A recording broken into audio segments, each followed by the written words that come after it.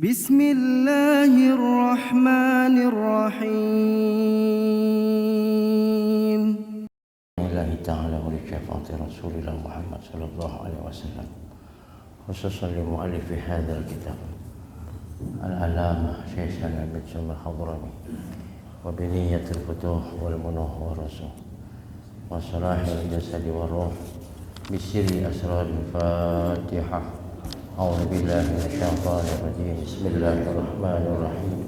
Alhamdulillahi rabbil alamin. Iyyaka na'budu wa iyyaka nasta'in. Ihdinas siratal mustaqim. Ghairil maghdubi 'alaihim waladdallin. Rabbi ighfirli wa liwalidayya wa lil mu'minina amin. Fatihah sekali lagi kita niatkan untuk anak cucu keturunan kita. Semoga Allah dengan anak cucu keturunan yang saleh. Ya Allah, senantiasa dalam penjagaan dan lindungan Allah Subhanahu wa taala. Ala hadhihi al-Fatihah. A'udzu billahi. Bismillahirrahmanirrahim. Alhamdulillah. Ar-Rahmanir-Rahim. Maliki yaumiddin. Ihdinas siratal mustaqim. Siratal ladzina an'amta 'alaihim waladdallin. Rabbi ighfirli wa liwalidayya wa lil mu'minina. Untuk lebih menyempurnakan duduknya kita pada tempat yang sangat mulia ini, mari kita sama-sama niat dengan i'tikaf. Bismillahirrahmanirrahim. Nawaitu an a'takafa fi hadzal masjid sunnatan lillahi ta'ala. Bismillahirrahmanirrahim. Wa qala Syekhul Mu'allif rahimahullahu ta'ala wa adama nafa bihi wa bi barakati ulumihi wa bikum fi dharaini amin. Radhiyallahu ankum. Tashdidatul Fatihati asyrata. Bermula segala tasdid syiddah pada suratul Fatihah itu ada 14 tempat. Jadi Salim Sumail ini kita lagi ngaji sama beliau dengan kitab Safinahnya ini merinci berbagai macam rukun, diantaranya rukun qauli. Kemarin juga dirinci tentang rukun qauli takbiratul ihram, sampai dirinci atu-atu tuh. Jangan sampai baru dimulai takbiratul ihram sudah salah aja. Karena takbiratul ihram ruknun min arkanis sholat, rukun daripada rukun sholat. Sampai dirinci tuh. Karena banyak orang yang takbiratul ihramnya itu standarnya salah. Allahu Akbar. Ada tuh ya? Wek. Allahu Akbar. Pengen nyari enak, tertipu dengan lagam. Allahu Akbar. Salah. Pengen keren. Kenapa salah? Barnya panjang. Sekarang Fatihah. Di suratul Fatihah pun bagian daripada rukun qauli yang harus terucap. Makanya standar nih di sini alhamdulillah ya, kita dipimpin oleh imam yang bacaannya bukan lagi makom sah tapi makom nikmat. Kalau saya sholatnya masih makom sah Pak, karena suaranya kagak enak. Makanya kalau ada yang suaranya lebih cakep daripada kagak ada baru dah. Yang penting makomnya makom sah aja. Ini kadang-kadang jangankan buat nikmat, makom sahnya aja di tempat-tempat lain krisis sekarang Pak. Jadi imam tuh, apalagi sekarang label ustadz gampang banget. Modalnya cuma yasin sama tahlil doang. Baru tuh main yasin, baru tuh main tahlil dipanggil, "Mana Tad?" Mau ke mana Tat? Ke depan Tat. Ngaji kagak, apa kagak, udah di Ustaz.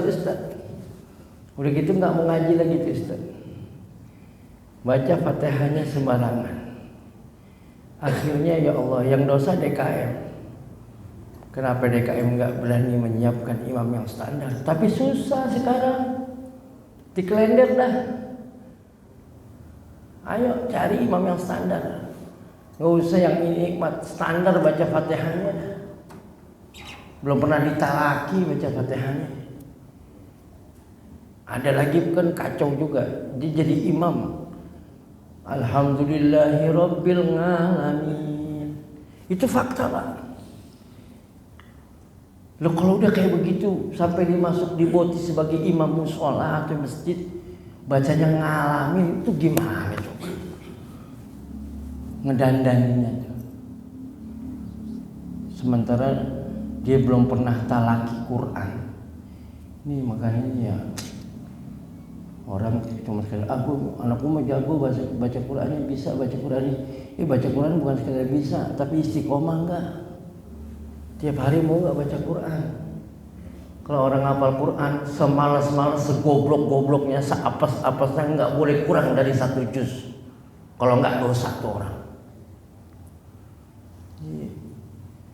Tapi yang kayak begitu Ustaz gila nih, 1 juz sehari. Udah deh kalau aki-aki di waktu ghaflah bainal maghrib wal isya 3 surah tuh jagain. Yasin, Al-Muluk, Amin, As-Sajdah. Yasin buat urusan dunia. Al-Muluk biar kubur ente terang. As-Sajdah biar ente nggak lihat jembat Siratul Mustaqim, tahu-taunya dekat malaikat Ridwan, begitu aja. Ini cuman kan ini di kitab-kitab khos ada keterangan kayak begini. Di rumah udah jadi wiridan Pak. Aki-aki terutama kan di saya ada yang namanya Paul tuh. Pendidikan Al-Quran usia lanjut ya. Ya bagus sih di usia senyanya pada nyanselangnya ke pondok gitu daripada di tiang gawang, di gerdung pada main gaple, main catur gitu. Itu kalau lagi ada orang main gaple catur jangan salam, makruh. Assalamualaikum nggak boleh. Anak omelin tuh aki-aki duduk di pinggir jalan gitu pas ngaji. Nggak lupa sama umur, nggak malu apa? Udah pala 6 masih duduk di pinggir jalan main catur lagi. Kalau main catur ngumpet dikit bang, di mana Ustaz? Di rumah saya. Gua sediain kopi lu, asal jalan pinggir jalan. Gitu. Ustaz bisa? Wah, elah. Kita gua setel nih. Astagfirullah. Main karambol pada. Jangan di pinggir jalan. Di mana Ustaz? Di rumah saya. Ustaz bisa, jago. Ya Allah, ya ini sekarang jadi makanya di masjid dekat rumah sebagai tanggung jawab moral khusus buat malam Minggu, Senin, malam Selasa dah. Saya kirim santri itu di sholat-sholat yang dijaharkan, zuhur, maghrib, isya, sampai subuh. Kasihan orang capek-capek sholat dipimpin sama imam yang Bismillahirrahmanirrahim. Gimana bacanya gitu ya Pak? Alhamdulillah. Saking pasehnya Alhamdulillah. Nih, aduh, gua mau melin orang tua. Apalagi kalau giginya udah habis, terutama gigi depan atas. Walaupun dia ahli qiraah, hafal Quran, nggak boleh jadi imam. Kenapa? Kualitas bacaannya udah nggak kejamin. Buat lempengan imam bukan tua Pak, afsahul qiraah. Bukannya tua. Anak muda kalau bacaannya cukup memadai, dia lebih afdal daripada orang tua yang bacanya nggak memadai. Kalau bacanya sama kualitasnya baru bicara tua. Semuanya sama, tuanya sama, baru bicara istri. Sama istrinya juga punya, udah kawin dua-duanya, baru berapa istrinya gitu. Itu bercandaan, jangan dipakai ukuran. Baik, ini tasdid yang disebut dengan rukun qauli Fatihah. Saya nggak bahas lagi tentang Bismillah. Ya. Kalau kemarin Bismillah itu hukumnya ada 4. Ada wajib, makruh, sunnah, dan mubah. Haram. Kapan baca Bismillah jadi haram? Ente mau minum khamr, ente mau makan yang zatnya najis seperti anjing dan babi, nggak boleh baca Bismillah. Ini kan yang kurang ajar, orang main kiu pas mirip baca Bismillah, kiu. Astagfirullah. Nggak boleh, itu haram. Yang kedua, Bismillah wajib di mana? Di Fatihah. Bismillah menjadi wajib di Fatihah, cuman teknis membacanya yang berbeda. Ada yang membacanya kedengeran, ada yang membacanya tidak kedengeran. Jahar dan sir. Syekh Sudais, kalau kita ke umroh, kebetulan aneh dulu hampir tiap tahun Pak, pas sudah divonis jantung nggak boleh naik pesawat 2 jam, aneh nggak berangkat lagi tuh, diajakin Ustadz nggak ada, daripada bukan kita ngebimbing malah dibimbing repot. Mending kalau dibimbing dituntun. Itu saya sudah baca Bismillahnya sir, tapi tahun 2005, aneh masih mau anak pertama, lagi hamil tua tuh, datang ke Jakarta, aneh Uber ke Istiqlal. Habis itu aneh Uber lagi Jumat depannya di Al Azhar sisi Mangaraja tuh. Aneh pengen denger bacaan beliau Fatihahnya. Alhamdulillah ke Uber pas di Istiqlal, di mana? Di Al Azhar. Rame orang, begitu baca Fatihahnya, Bismillahirrahmanirrahim, dizaharkan Pak. Karena dia tahu di Indonesia mayoritasnya adalah dijaharkan. Saya sudah, masya Allah. Jadi tekniknya saja. Oke, kita lihat sekarang. Bismillah fauqal lam. Jadi Bismillah itu di atas lam tasydidnya. Bismillah. Sin jangan tebelan. Jangan begitu. Bis.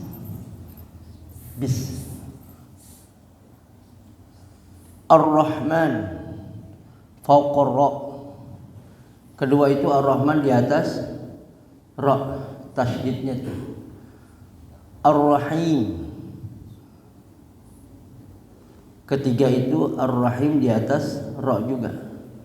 Bismillahir, tipis dulu. Hir. Sebelum ra harakannya kasrah, maka jadi tarkik tipis. Bismillahir. Ra-nya baru tebal karena harakatnya fathah. Bismillahirrahmanirrahim.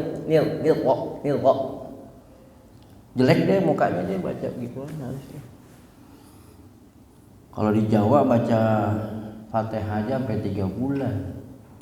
Ya, di kita baru bisa langsung jadi imam. Alhamdulillah. Alhamdulillah. Bukannya du. Ini kalau tahsin. Bukannya du. Kalau du Betawi itu di atas langit-langit lidah kita. Alhamdulillah. Dadaw walidatna minal mudni mudadaw walida. Duri dam duri dam. Alhamdulillah. Fauqal lam juga. Rabbil alamin. Kelima itu Rabbil alamin fauqal ba. Di atas ba tasdidnya. Ar-Rahmani fauqar ra. Keenam Ar-Rahman di atas ra tasdidnya. Ar-Rahimi di atas ra juga. Maliki yaumiddin. Ada yang baca kayak gini biasanya Habib Hud nih. Maliki yaumiddin gitu. Ada yang baca begitu ya? Saking hati-hatinya Pak, jangan disalahkan. Saking hati-hatinya karena ada penamaan setan itu di dalam Fatihah. Kalau salah nyebutnya, alhamdulillah setan dulil. Alhamdulillah setan dulil namanya. Alhamdulillahi rabbil alamin arrahmanir rahim maliki setan kiyau. Makanya ada yang baca maliki yaumiddin gitu. Saking hati-hatinya. Ya itu nanti ditahsin lah. Maliki yaumiddin fauqad dal. Di atas dal. Iyyaka na'budu fauqal ya. Nah, iya nih mesti digentak dikit nih, banyak orang yang kadang-kadang di tasdid iya-nya kurang tapi marem ya. Kurang tapi mantep. Iyyaka na'budu iya wa iyyaka nasta'in. Kanas banyak kanas alladzi yuwaswisu tipis. Alladzi yuwaswisu. Ini udah banyak ompong nih. Udah ya, hampir gagal bacanya. Fauqal ya ihdinas sirat si fauqas sad siratal ladzi fauqal lam an'amta 'alaihim. Nah ini harus sedikit diusahakan lah antara alif sama ain agak dibedakan gitu. Jangan semuanya alif, jangan semuanya ain. Sekali ain jago semuanya. Nyebut alif pakai ain juga, Pak. Ada nggak? Ada dulu. Masih ada orangnya. Aneh mau ngasih tahu dia ustadz gede di kampungnya. Udah gitu senioran dia sama kita. Udah gitu ustadz gede di kampung. Jagoan ain. Asal tahlil lucu deh. La ilaha illallah, la ilaha illallah. Aduh gimana nih? Bagus bukan dalam sholat sih. Bagusnya bukan dalam sholat. Bagusnya di luar sholat gitu. Udah deh, yakin aja dah. Ntar juga ada waktunya berpisah gitu aja dah. Susah juga ya Pak ya. Kita ini kadang-kadang ngelihat senioritas, ngelihat umur gitu ya. Padahal kan makom ilmu gak ke situ. Memang idealnya begitu, tapi sulit juga ya. Kayak kita ngedananin masalah niat. Nawaitu shauma ghadin an ada'i fardhi syahri Ramadhana. Oh, umumnya kan gitu tuh. Ramadhana hadhis sanati. Ini kan kesalahan yang tahunan Ustadz nggak pernah koreksi. Padahal kalau orang ngerti nahu dibilang ini gila-gilaan apa bacanya. Nawaitu shauma ghadin an ada'i fardhi syahri Ramadhani hadhihi sanati. Kita ajarin yang benar. Ya ustadznya nggak ngaji juga sih, susah juga dia bilang. Kalau dia mau ngada-ngada mulu. Tapi bagusnya dicek sama YouTube. Anda bilang kalau omongan aneh ente cek di YouTube. Kalau di YouTube sama berarti benar tuh, gitu aja. Kan orang percaya sama YouTube sama ustadz. Gitu. Kalau omongan gue nggak sama YouTube, lo pakai YouTube dah. Gitu aja. Bener Ustaz YouTube begitu bagus ya. Kalau Ramadhana hadis sanata masih boleh diperjuangkan sama orang nahwu. Tapi kalau hadis sanat Ramadhana hadis sanati geleng-geleng kepala. Cuman kan kita udah biasa tahunan Pak salah ini. Sekali dibenerin dibilang geblek. Emang kalau dia ngaji macam-macam dibilang geblek. Susah. Ngangkat tangan tadi, ngangkat tangan aja banyak yang ya nggak jadi rusak sih sholat, cuman nggak ada nilai pahalanya. Cuman 4 tempat ngangkat tangan, habis ini dikit lagi. Jadi kalau bisa an'amta alaihim Diusahakanlah antara alif sama ain ada bedanya. Jangan sampai kagak gitu. Ghairil maut. Tuh ghair tuh. Ghairil maut. Orang kadang-kadang baca goinya itu jadi kol-kolah. Ghairil maut. Banyak orang kepleset di situ. Maka mesti pas nyebutnya. Ghairil maut. Du. Kadang-kadang mage. Rusak lagi baca Fatihah ini. Walau dua itu. Do ame lam. Wallahu a'lam. Yusannu raf'ul yadaini fi arba'ati mawadi'a. Disunahkan nih. Disunahkan akan mengangkat kedua tangan pada 4 tempat. Jadi sunnah, dihitung sunnah angkat tangan hanya pada 4 tempat dalam kitab Safinah ini. Pertama, inda takbiratul ihrami. Pertama pada ketika takbiratul ihram. Ya, teknisnya ada yang begini, ada yang begini, enggak apa-apa deh. Ya, ente begini. Yang repot kalau ente begini, ya enggak boleh. Ini tapak suci namanya. Tegakkan kebenaran, hancurkan kebatilan. Setase. Enggak ada itu. Itu improvisasi itu. Orang sholat begini. Improvisasi. Katanya tangan kanan dulu. Enggak begitu, enggak ada contohnya. Jadi teknisnya begini. Pertama disunahkan pada saat takbiratul Allah hadwa mankibai. Ada yang mengartikan begini. Ada lagi yang begini, sejajar semua. Ya, sejajar kuping. Bukannya begini. Ada yang orang Allahu Akbar. Tanya dah, pas ngapain mas begini mas? Coba ngapain dah?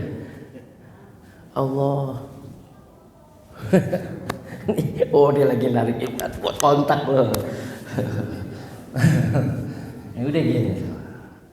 Ya, wa inda ruku'. Dan kedua ketika ruku. Jadi pada saat akan ruku, angkat tangan juga. Habis baca Fatihah, baca surah. Walam yakul lahu kufuwan ahad. Allah. Nanti ada lagi takbir intiqal ya. Nanti takbir intiqal ada lagi. Wa indal i'tidal.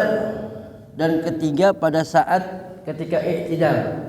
Subhana rabbiyal azimi wa bihamdi. Sunnahnya 3 kali.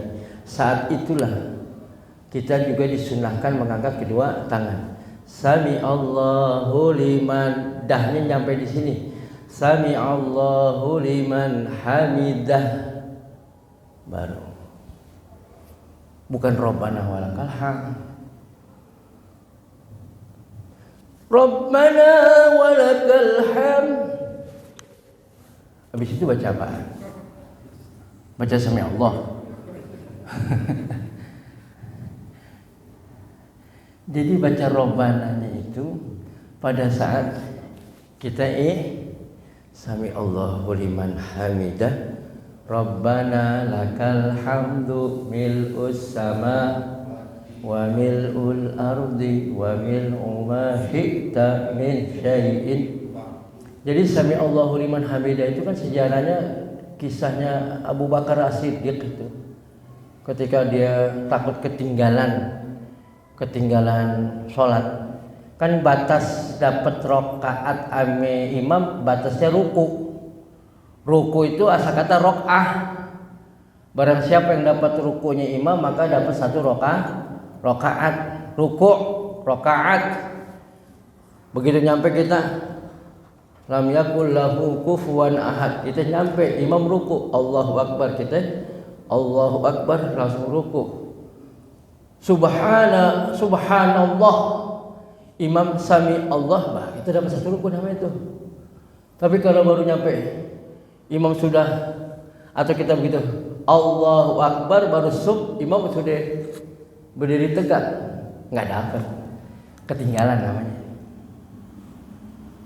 Jadi minimal dapat satu bacaan atau tumakninah dalam rukunya sama imam bareng. Begitu Allahu Akbar kita nyusul Allahu Akbar, kita baca minimal subhanallah, dapat imam sami Allah, dapat satu rakaat. Enggak ketinggalan namanya itu. Di situ maka disebut rakaah, ruku, rakaah. Berarti satu rakaat. Ukurannya di situ tuh, bukan di sujud. Ada orang ngebalap sholat. Enggak begitu. Abu Bakar As-Siddiq itu ada dapat, begitu didapat dia bilang alhamdulillah, kan begitu bersyukur gitu. Maka turunlah wahyu, Muhammad itu ntar kalau antum bangun bilang sami Allahu liman hamidah, Allah mendengar pujian orang yang bersyukur tadi. Siapa? Abu Bakar As-Siddiq. Maka jadi bacaannya tuh begitu itidal, dari ruku kita mau itidal, sami Allahu liman hamidah, baru baca doa Rabbana. Sejarah daripada ruku begitu. Sami Allahu liman hamidah. Wa indal qiyam minat tasyahudil awal. Yang keempat, yang terakhir, bangun daripada tasyahud awal. Misal salat maghrib kan 3 rakaat. Di rakaat kedua kita tasyahud awal enggak? Tasyahud awal. Nah, bangun dari tasyahud awal disunahkan kita angkat tangan di situ. Bukan di sujud. Rakaat pertama kan ya, kan sujud tuh. Sujud yang kedua kan kita langsung berdiri. Itu enggak ada begini, Pak. Orang ada juga gimana Ustaz? Ya enggak apa-apa sih, enggak jadi rusak sholat, cuman enggak ada nilai pahalanya gitu aja. Enggak disunahkan. Tapi kalau habis tasyahud awal ada nilai sunnahnya. Sholat Isya 4 rakaat, di 2 rakaat kita kan ada tasyahud awal tuh.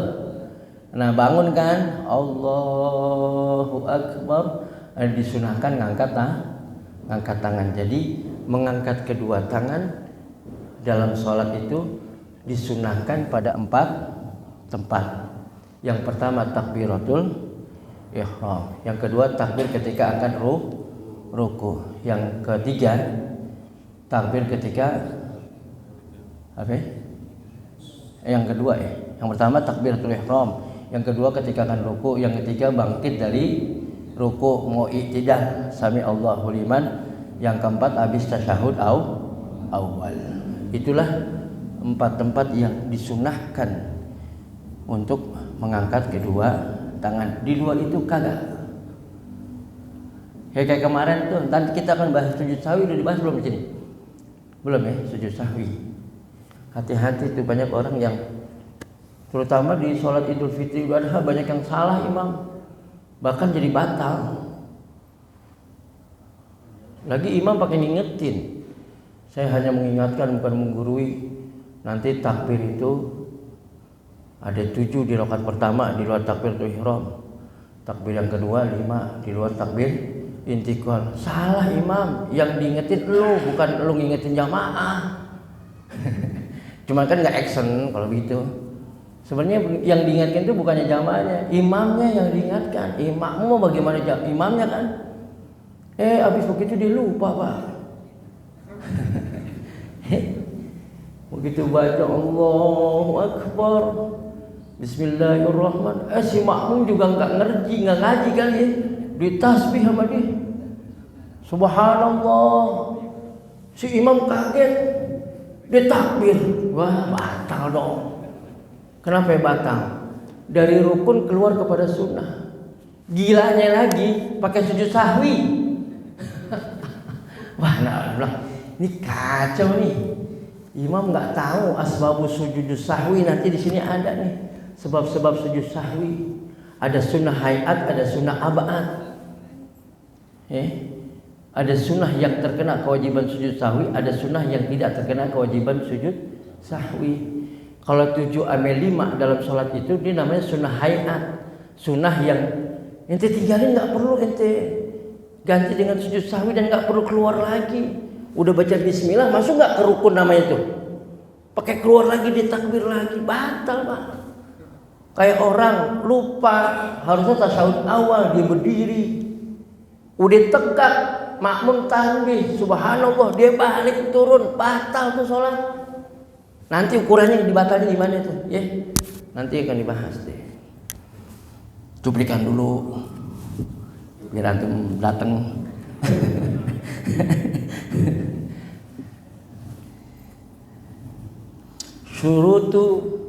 Syurutus sujudi sab'atun. Nah ini dia. Syarat-syarat sujud. Nanti ada sujud ada 7. Ada 7. Belum ya, Pak? Ini syaratnya nih. Nanti anggota sujud nih ya. Hati-hati banyak orang ibu-ibu pakai mukena jadi batal sholatnya, sujudnya. Ada orang saking hebatnya pakai imamah jadi batal. Saking nggak taunya cara pakai imamah atau pakai sorban, gara-gara sorban dia jadi batal dia sholat. Bagaimana tuh batalnya? Ayo kita lihat. Pertama tes. Ya, pertama syarat dulu nih, bukan ado, syarat. Ayyasjuda ala sab'ati a'dha'i. Pertama bahwa sujud itu syaratnya harus 7 anggota. Harus 7 anggota. Nanti mana aja anggota sujud nanti ya. Di bawah ini ada. Pertama itu. Wa antakuna jabhatuhu maksyufatan. Kedua, jidatnya dahinya harus kebuka. Ini pakai peci begini nih. Begitu sholat ente nggak angkat. Hati-hati. Boleh jadi ini nggak sempurna sujudnya, menghalangi anggota sujud, jadi batal ente punya sujud. Akhirnya tidak sah ente punya sholat. Oke, iya bang. Lu ngomong apa?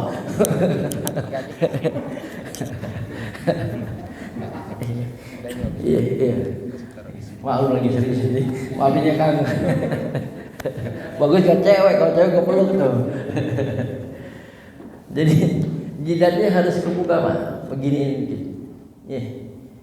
Maka kenapa yang gondrong tuh hati-hati tuh, rambut kalau bisa digigitin dulu sama dia, sehingga tidak ada yang menghalangi dalam sujud. Pakai sorban, sujud, sorbannya glosor ke depan, dipakai sujud, jadi batal entar, jadi batal nanti. Wa tahammulu bi ra'sihi,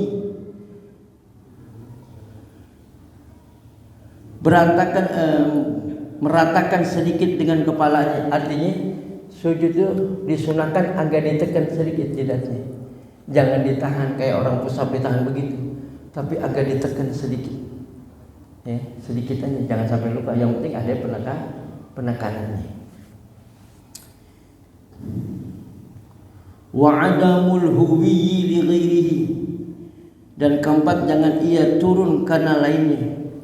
Jangan niat sujud selain sujud kita hanya kepada Allah, nggak boleh dengan niat yang lain. Syaratnya begitu.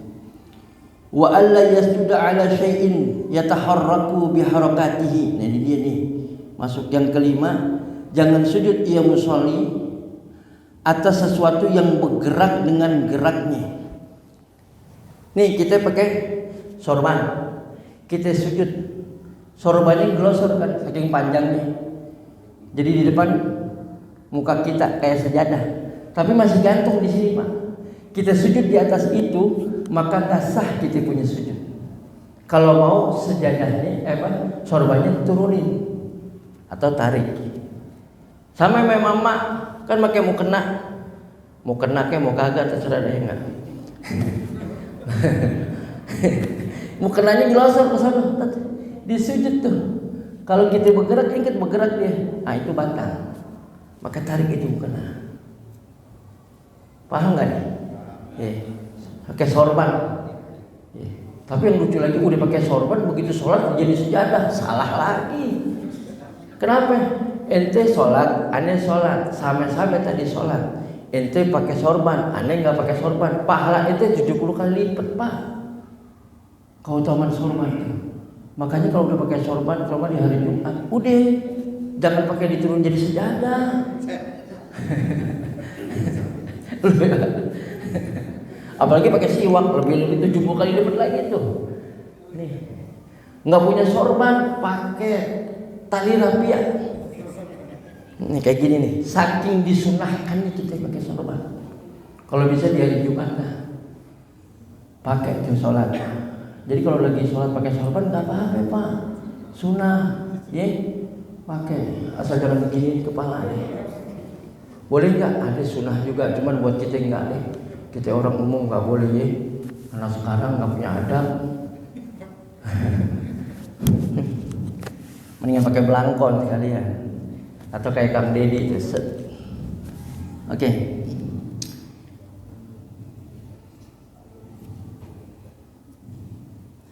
Tumak ninah. Kemudian tidak boleh lebih. Jadi ada orang sujudnya sampai ngelosor tuh. Ada yang begitu ya? Gimana sih pada orang sujud ya? Udah gitu sujud nggak tenang, sujudnya tangannya begini. Kata orang sialan nih. Begitu mau sujud yang kedua kali ini salah kamu deh, gantian. Lu mas berantem aja dulu yuk. Ya Allah. Ya. Nah itu sujud.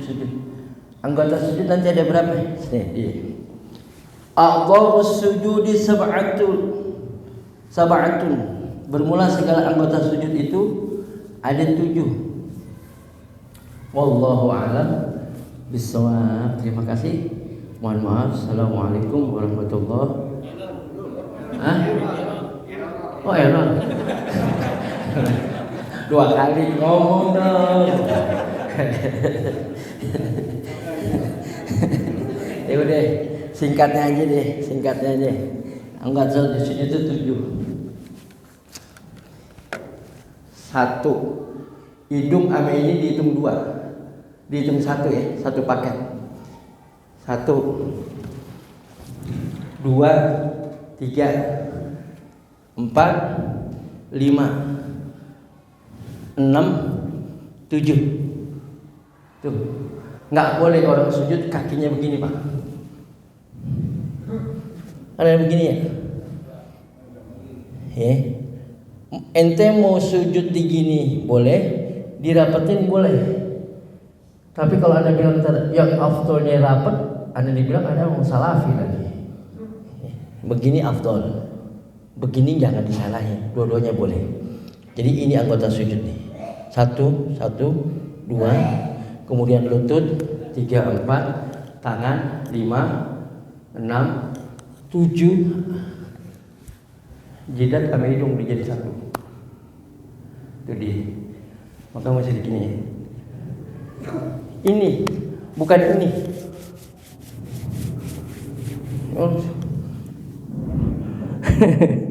Ini ngapain sih orang nih?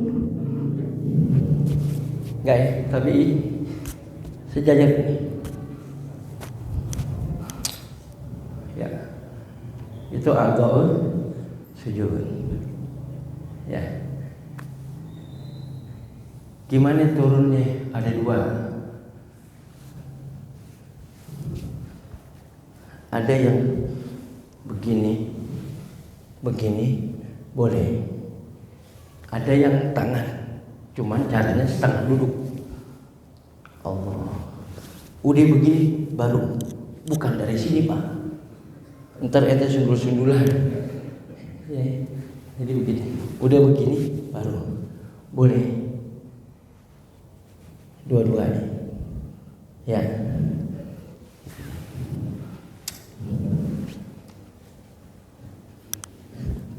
Sampai juga ya.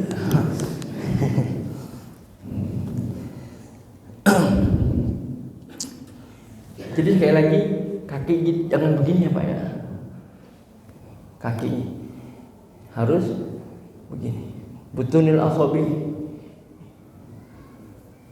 Oke.